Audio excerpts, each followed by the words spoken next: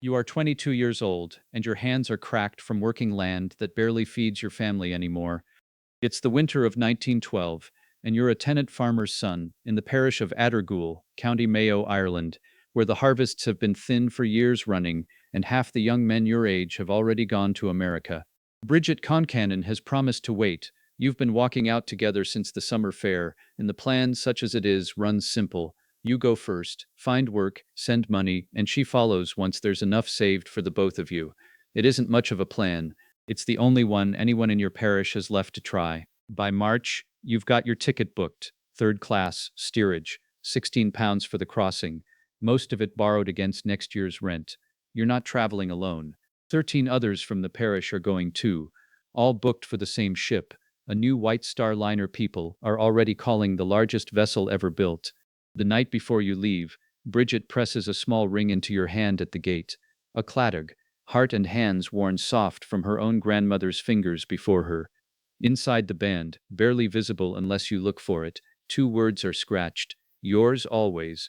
You slide it onto your right hand, heart turned inward, the way you're meant to wear it once you've been promised to someone. The journey to Queenstown Harbor takes the better part of 2 days by train and cart, and it's there, on April 11th, that you and the others from Addergoole finally board, not the ship itself, but a smaller tender that ferries passengers out to where Titanic sits anchored offshore, too large to dock at the harbor itself. Seeing her up close for the first time takes the breath out of you a little. 4 towering funnels, black hull rising higher than any building in your parish, third-class quarters, when you're finally led down to them, are plainer than the postcards suggested, but cleaner and sturdier than anything you crossed the Atlantic in would have been 10 years earlier. It still feels, that first night, like the beginning of something enormous. Among your traveling companions is Colm Creighan, also from Addergoole, who brings his fiddle wrapped in oilcloth and refuses to let it out of arm's reach the entire voyage. Nora Durkin travels with her younger cousins, a small tin box of family photographs tucked into her single suitcase, the only likenesses of parents she won't see again for years, if ever.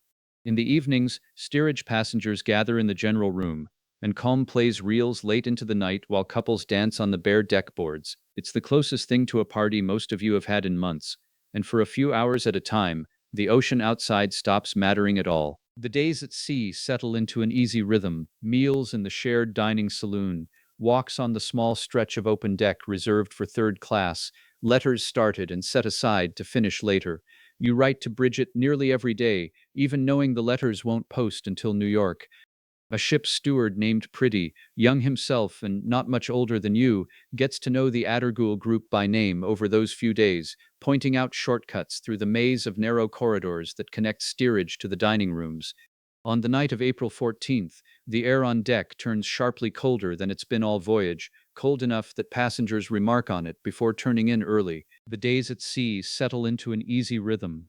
Meals in the shared dining saloon, walks on the small stretch of open deck reserved for third class, letters started and set aside to finish later. You write to Bridget nearly every day, even knowing the letters won't post until New York. A ship's steward named Pretty, young himself and not much older than you, gets to know the Addergoole group by name over those few days, pointing out shortcuts through the maze of narrow corridors that connect steerage to the dining rooms.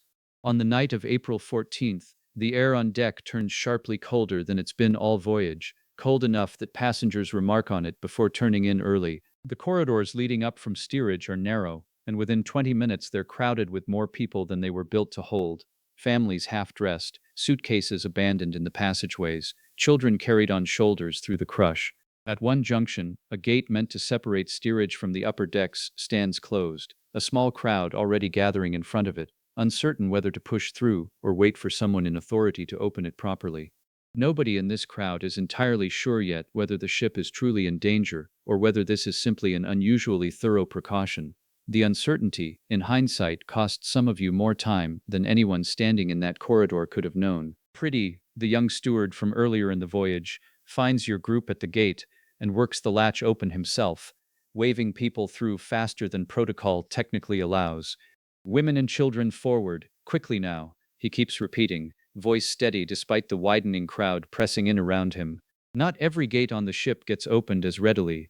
Accounts from that night differ, some blaming deliberate policy, others confusion and undertrained crew, overwhelmed by a disaster nobody had drilled for. What you know for certain, standing in that corridor, is that one particular steward chose to open one particular gate a little faster than he strictly had to, and it likely saves lives among the people standing near you. By the time you reach the boat deck, the ship's forward tilt is unmistakable. You can feel it through the soles of your boots, a slow, wrong lean that no deck is supposed to have. The scene up here is nothing like the crowded corridors below. Officers loading lifeboats with a careful, almost formal order. Women and children first, repeated down the line like a chant. Nora goes toward one of the boats with her young cousins, glancing back once before she's helped aboard. You lose sight of Colm in the crowd entirely, fiddle case still somehow gripped under one arm the last time you saw him. The tilt worsens steadily through the next hour, the ship's stern rising slowly out of the water as the bow sinks deeper, and the lifeboats leave the davits one at a time, most of them well short of full capacity, a fact that will haunt the inquiry into this night for years afterward. Third-class men are given little priority in the loading order, and you understand, standing at the rail, watching boat after boat lower away without you, that your chances tonight look considerably worse than the women and children's do. You close your hand around the small ring on your finger, and don't let go of it again. Near 1:30, Colm finds you again at the rail, breathless, having spent the last hour helping direct steerage families toward whichever boats still have room. He presses his fiddle case into your hands without much explanation. "Keep the weight off me," he says, half joking, though you both know that isn't really why he's handing it over.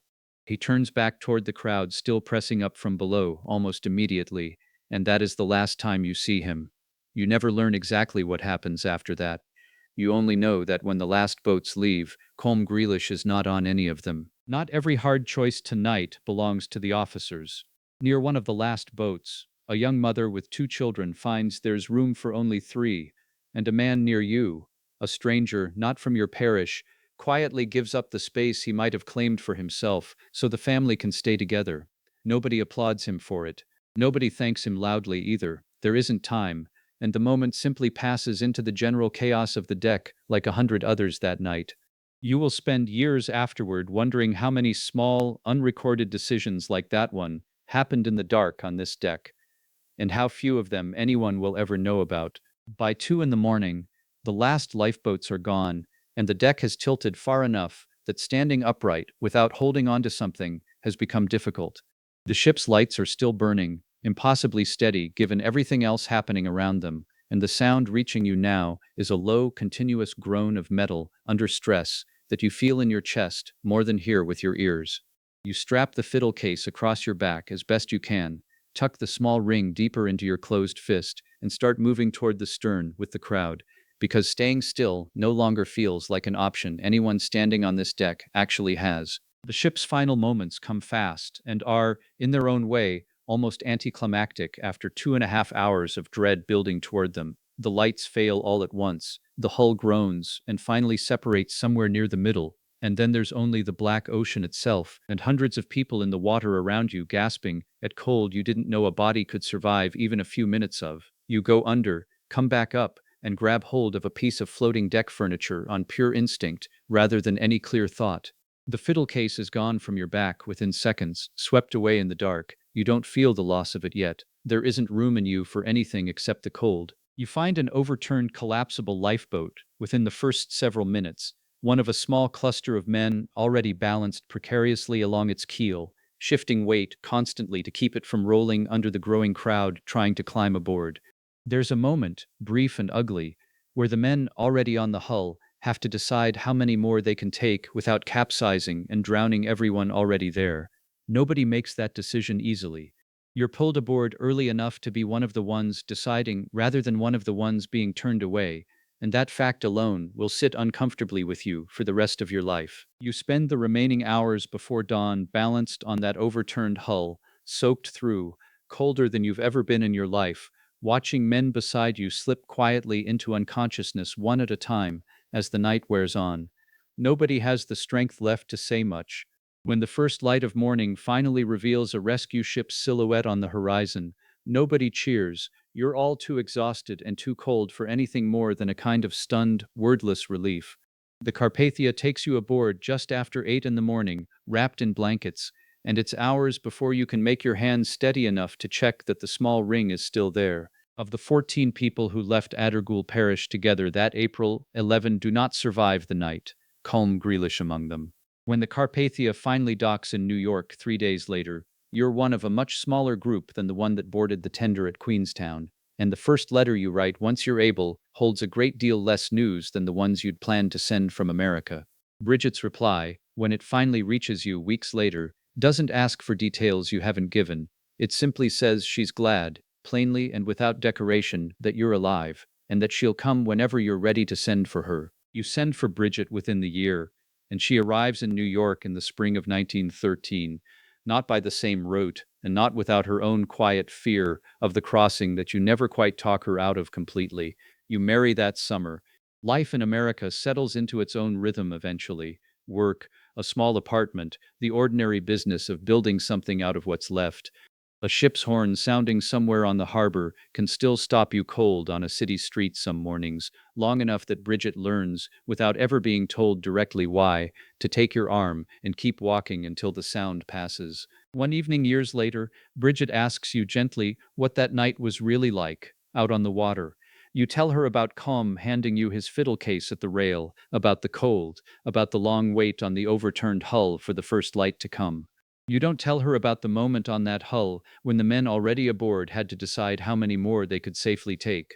Some of it you keep, not because she couldn't bear to hear it, but because carrying it alone feels like the last small thing you can still do for the men who didn't make it off that ship at all. She holds your hand across the table and lets the silence after your answer stand, unfilled. In April of 1962, 50 years after that night, you travel back to Addergoole for the first time since you left as a young man, an old man now, standing again in the same parish churchyard, where a small memorial has finally been raised to the 14 who sailed together and the 11 who never came home.